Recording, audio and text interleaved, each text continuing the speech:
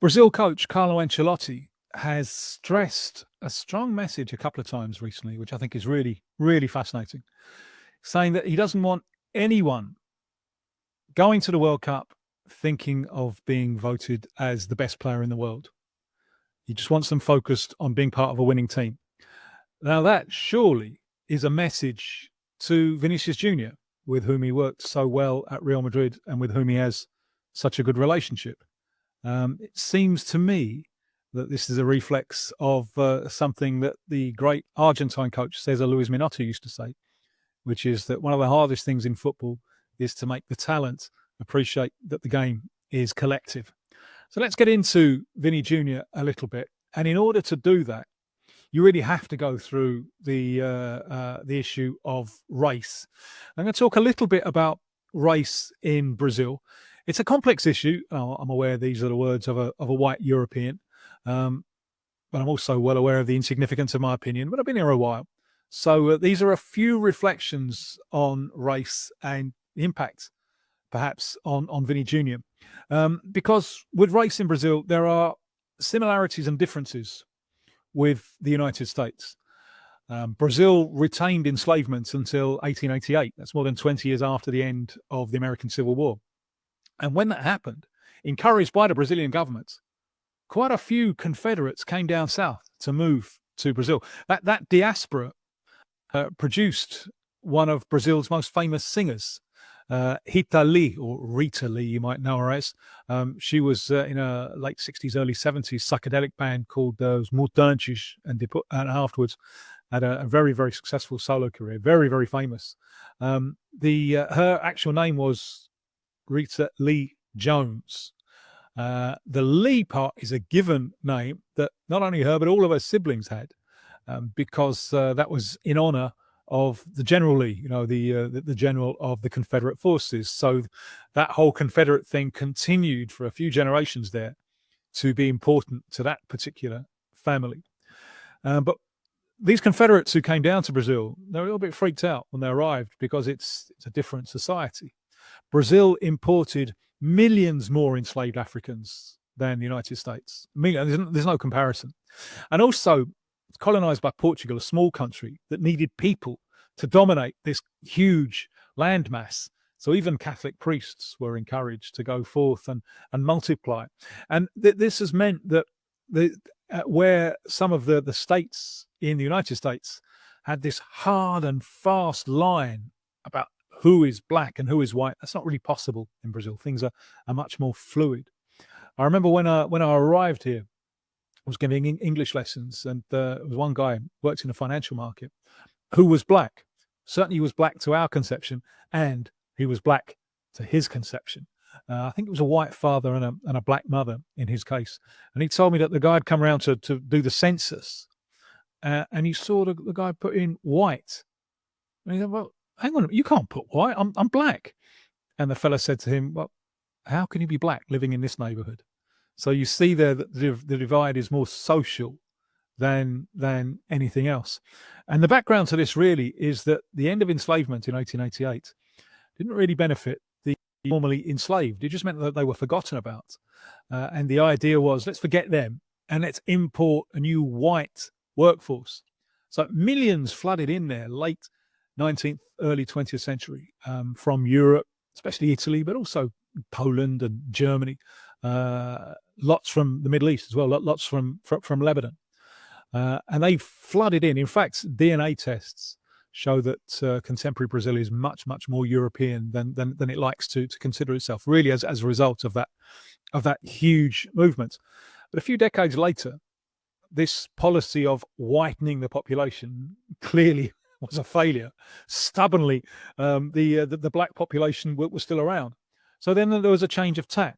And several strands in Brazilian society decided to embrace the idea of the black Brazilian. This was very important in the kind of authoritarian governments in the 30s and the 40s, who had a huge role in kind of making the image and the reality of contemporary Brazil. It was at this point, for example, that heavily censored, that samba music, previously persecuted, became like a national soundtrack.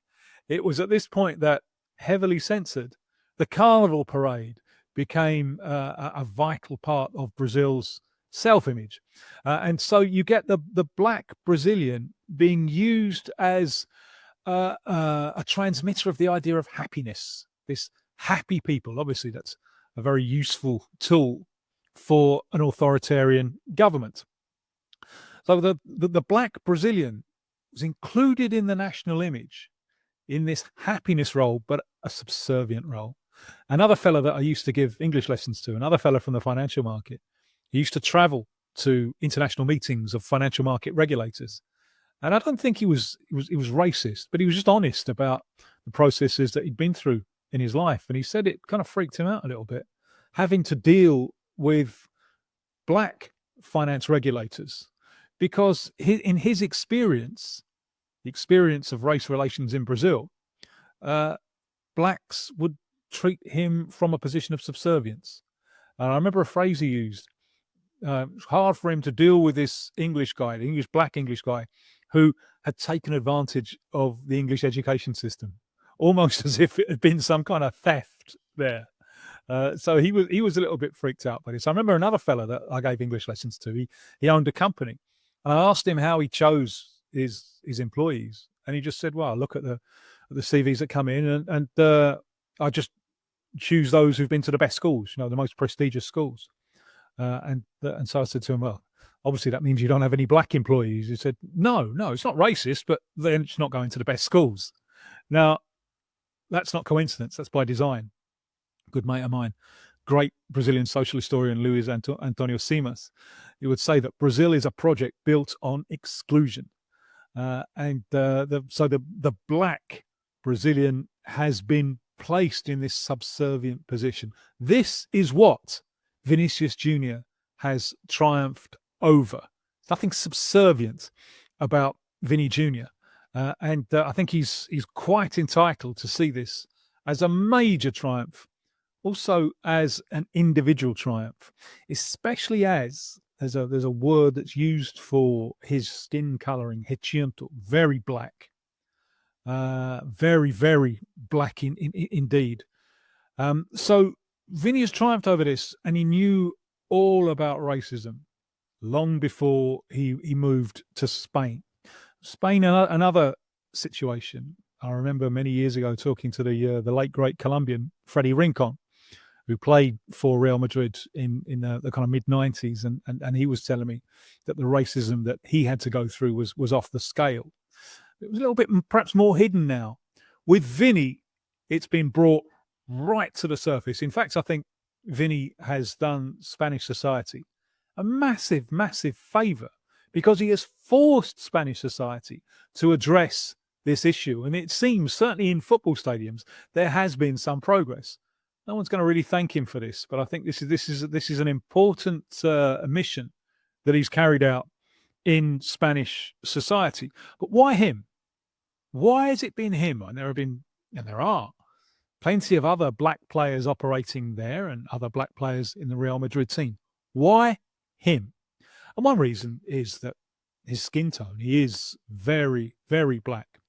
Also, he's just so obviously good. He's a wonderful, wonderful talent in a style that is extremely visible, because he's a player who will have the ball for prolonged periods of time, who will look for those one-on-one duels. So he's a very visible target if you're supporting the other side, because he's bearing down with the ball against your right back. There's also that strength of character that he is. I happened to be in the stadium for his first game.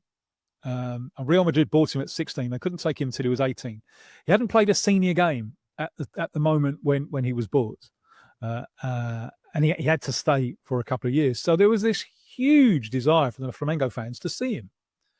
And it's nearly 10 years ago now. It's amazing how time flies. And it's May 2016, I think. He was on the bench for this game against Atlético Mineiro in the Brazilian Championship. And during the game, I think the fans were more interested in seeing him than they were in the result. So they kept on calling for him to be introduced. And he does come on for the last 10, 15 minutes. And what he does is try and run through giant Maracanã stadium imposing, intimidating arena, not to him. Each tried to run through all of his tricks. Most of them didn't work. And before the end of those 10 minutes, he'd heard the first boos of his professional career. But the strength of character to go out in the Maracanã as a 16-year-old who'd never played before in front of a huge crowd and try all of these things, you saw there that this is a character who is very, very strong. And it's clear that he's not going to accept this any subservient position. He's just not going to have it. He's not having it. You might also argue, and this doesn't in any way at all justify any racism against him, he's a player who provokes. He is. He looks for the conflict sometimes. He is confrontational. So all of these things would tend to single him out. And remembering that Menotti line about the talent and the collectivity, that Ballon d'Or award that he lost to Rodri, that was very, very important to him. It's really important to him. Different players have different views on this. You know, Messi is more collective by nature. Cristiano Ronaldo really wants those individual awards. And for Vini, I think that it was the moment that would really seal this individual trajectory that he had. So it was massively important to him and a huge blow when he didn't get it. Early days there with Real Madrid, back to 2020, Benzema is a centre forward, and there's a game where you can see, you know, kind of lip read this, Benzema talking to a colleague, saying, look, don't give the ball to Vini. Don't do it. He's not playing for the team. He's playing for himself, not the team. So cut him out. Now, this became public. Benzema apologised and took on the role there of big brother, helping Vini find his feet. And the two of them formed a very, very effective partnership. Then Benzema leaves, and then things really take off for Vini because he has more space there. It's his golden season there under Ancelotti, where Vini is the player attacking that space in the penalty area. He's not just a winger anymore. And I think he really, really enjoyed that. He said it's the season that he enjoyed most, the season that he learned most. And then in comes Mbappé. And I think the thing with Mbappé has upset the team tactically because Real Madrid had found a way to play without the centre forward. It's also upset the team psychologically because this status of being king of the hill, of being the main man, that was so important to Vini, has been taken away from him. You know, Mbappé has become the marquee signing, the most important player there. And I think Vini is very, very hurt by this because, you know, Vini will argue, look, I was the main man as we won 2 Champions Leagues with Real Madrid. How can I now be second in the pecking order to Mbappé? And that has been a real problem. Obviously, this was too big for Xabi Alonso. And maybe I think there are other issues there with Xabi Alonso. He's a coach who really needs everyone to buy in. Perhaps Real Madrid needs someone who's a little bit more indulgent with the talents, as Ancelotti was. Ancelotti has a real reverence for talent. But let's remember that Ancelotti couldn't make that work in his final season. You know, the tactical and the psychological dynamics of that team with both Vini and Mbappé really didn't work. And that's been a massive problem. It's possible that maybe things have been smoothed over. There are other situations with Vini, and Vini he's clearly not happy. And the deal about renewing his contract has been going on for a long time. It's been a year now, and there's still no final resolution, which is an indicator that he's not entirely happy there, and he's been getting booed by the Real Madrid crowd. Now, maybe this has been smoothed over because Mbappé plays the media game very, very well. And before the recent game against Monaco, Mbappé gave his press conference defending Vini, looking like Vini's protector, and then they come out and just blast Monaco away. So maybe things can be smoothed over between them. But I'm sure with the Brazilian national team that Ancelotti is to a certain extent relieved that Mbappé is French and not Brazilian. This is not a problem that he has to face. But presumably he thinks he does have to face a problem with Vini and his desire to be the best player in the world. Under the previous regime, when Dorival Júnior was the coach, this quest of Vini to be best player in the world, this cost Brazil 2 points in World Cup qualification. He just lost the decision to Rodri. There was a massive fuss in Brazil. And the next game was away to Venezuela. It was 1-1. And then Brazil won a penalty. Now, by rights, the penalty taker is Rafinha of Barcelona. In the previous game, he had scored twice from the penalty spot. But no, Vini has to be the one who takes the penalty because they want to make a point that Vini suffered an injustice.